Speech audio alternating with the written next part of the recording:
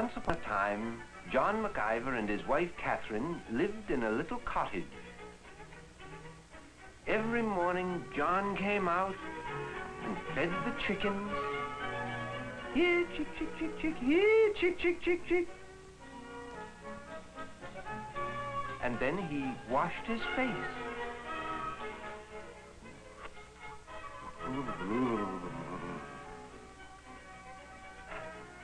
Just then, Catherine called to John, "Breakfast and chores to be done." She felt that John was a little lazy, and that was the reason why they were so poor. Well, perhaps he was a little forgetful sometimes.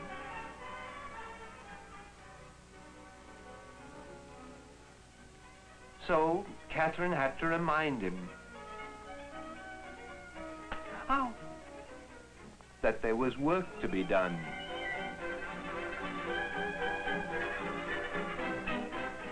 Meanwhile, not far away, two gnomes, two funny little forest people, were having a contest.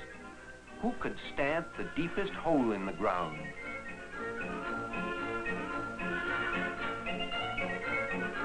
A round hole or a square one? A deep one. So first, Thistle Whistle tried.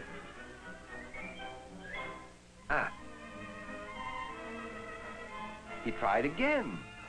That's not so deep. And again.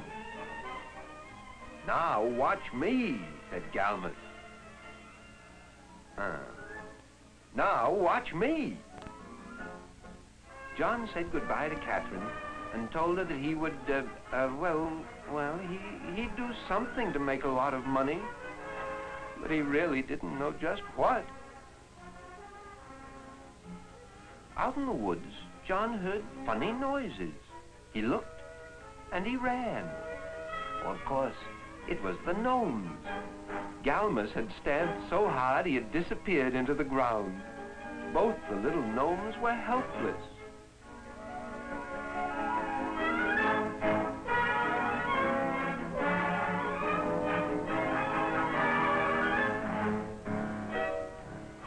"Oh, that's funny," said John.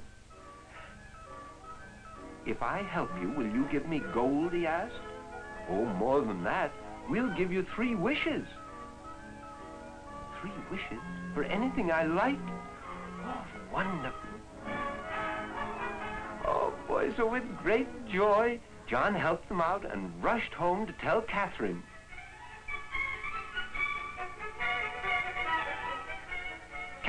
Catherine, we'll be rich, Catherine, oh, Catherine." Oh, poor Catherine.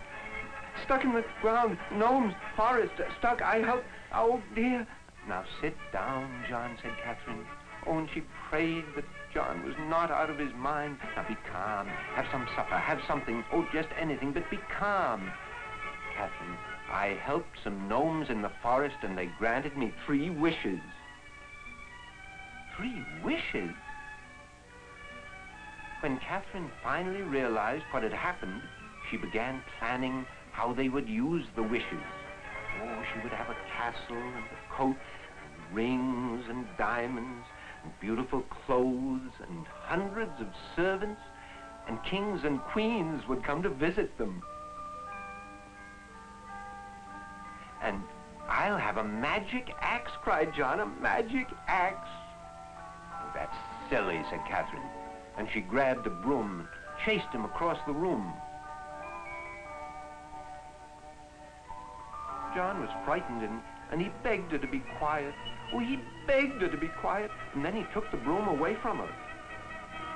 And Catherine began to cry. Poor John, he didn't know what to do. "Oh dear, our supper, it's burning, it's burning." "Oh dear, look, they're all burned." "Well, never mind," said Catherine. "With a little scraping, the pancakes will be as good as new. Wish I had some sausages."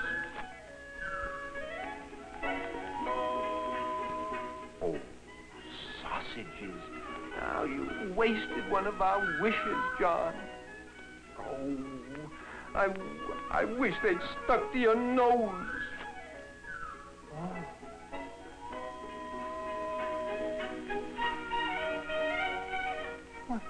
What'll we do now?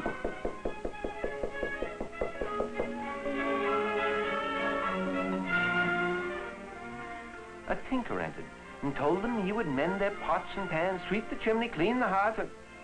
Sausages? On his nose?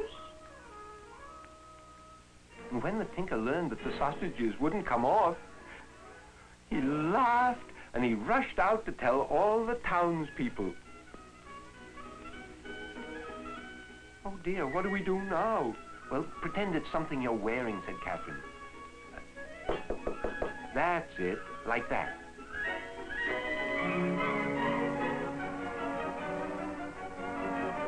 And a friar came to sympathize with them. Oh, just everyone was being told the news. Sausages stuck to his nose. Sausages stuck to his nose. After the alchemist arrived, the physician examined John's nose. Huh? Perfectly sound. Then the butcher made a test. Sausages are good. The alchemist said, cut it off. But Catherine objected. No, no, no, they said just the sausages. So the physician raised his arm. Wham! My nose feels lighter. One sausage is off. Wham! 2 sausages are off. Then a very odd thing happened. The sausages grew back on, more and more, until they were down over the edge of the table and onto the floor. Let's pull them off, cried the butcher. So they all tugged and heaved, but the sausages grew longer and longer.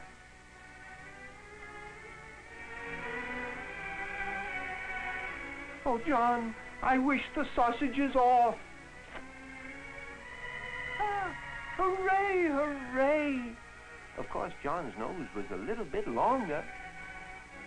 Everyone sang and danced, and John and Catherine lived happily ever after.